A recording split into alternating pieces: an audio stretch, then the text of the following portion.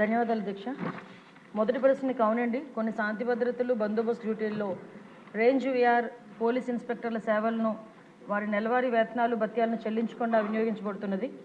అదేవిధంగా second question అధ్యక్ష, ఖాళీలు ఏర్పడిన వెంటనే జిల్లాలో రేంజ్ విఆర్ పోలీస్ ఇన్స్పెక్టర్లు నియమించడం అవుతుంది, లేదా వాళ్ళ ఆప్షనల్ అనుమైన విధంగా డిప్యుటేషన్ విభాగాలు నియమించబడుతుంది అధ్యక్ష. పోస్టింగ్స్ ఇచ్చిన వెంటనే వెయిటింగ్ వ్యవధిని క్రమబద్ధీకరించి వేతనాలు పొందడం అవుతుంది. కావున వెయిటింగ్ వ్యవధిలో ఇన్స్పెక్టర్లు ఇబ్బందులు ఎదుర్కొంటున్న విషయం వాస్తవమే. ఎందుకంటే వారు పోస్టింగ్స్ పొందిన తర్వాత వారు వేతనాలు అయితే పొందడం అవ్వాలి, కానీ లాస్ట్ 5 years కూడా వాళ్ళకి ఆ వేతనాలు ఇవ్వకుండా చాలా ఇబ్బందులు పెట్టిన పరిస్థితి కూడా వాస్తవం అధ్యక్ష.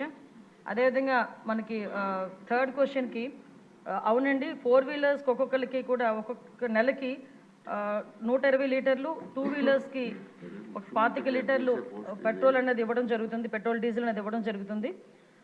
ఇది సహజంగా సరిపోదు. కావున శాంతి భద్రతల డ్యూటీలు, విఐపీ డ్యూటీలు వంటి క్షేత్రస్థాయి డ్యూటీలు నిర్వహించేటప్పుడు అధికారులు అనేక ఇబ్బందులు ఎదుర్కొంటున్న విషయం కూడా వాస్తవం అధ్యక్ష.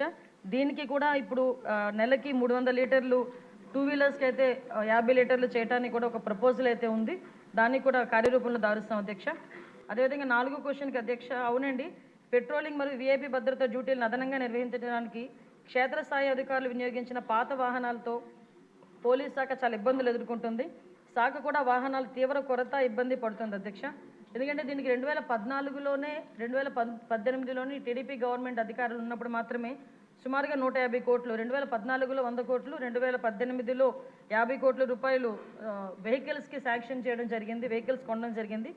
2021లో 17 కోట్లు పోలీస్ శాఖకి నూతనంగా వాహనాల గురించి వాహనాలు అయితే కొన్నారు, కానీ దానికి బిల్స్ కూడా పేమెంట్ చేయకపోవడం వల్ల ఏపీ పోలీస్ని లాస్ట్ గవర్నమెంట్లో మహీంద్రా వాళ్ళు బ్లాక్ లిస్ట్లో పెట్టుకున్నారు అధ్యక్ష.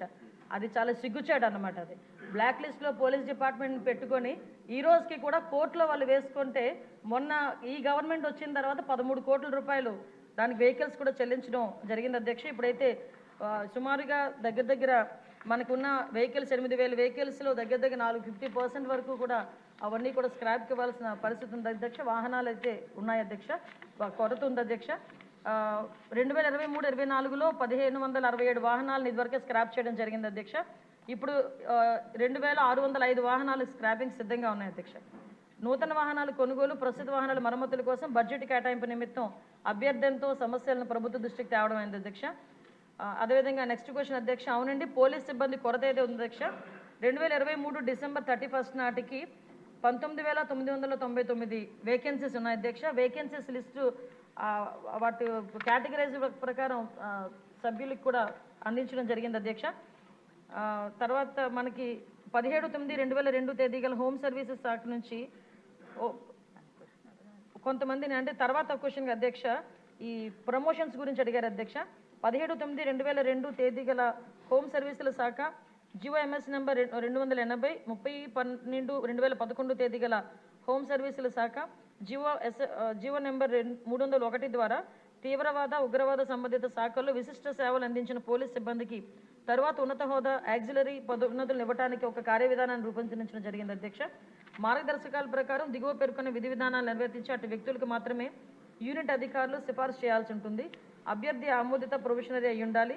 తీవ్రవాద వ్యతిరేక, ఉగ్రవాద వ్యతిరేక కార్యకలాపాలు విశిష్ట సేవలు అందించి ఉండాలి.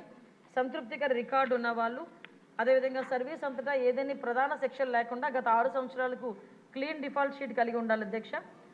అదేవిధంగా డిఎస్సి సివిల్ డిఎస్గా పదోన్నతి పొందేందుకు సర్వీస్ నియమాల అర్హత విధానాన్ని నెరవేర్చిన అతను లేక ఆమె ఉంటే తప్ప శాఖలో 30 సంవత్సరాల సర్వీస్ పూర్తి చేసుకున్న సబ్ ఇన్స్పెక్టర్, సర్కిల్ ఇన్స్పెక్టర్, డిఎస్పీగా పదోన్నతి పొందరు అధ్యక్ష.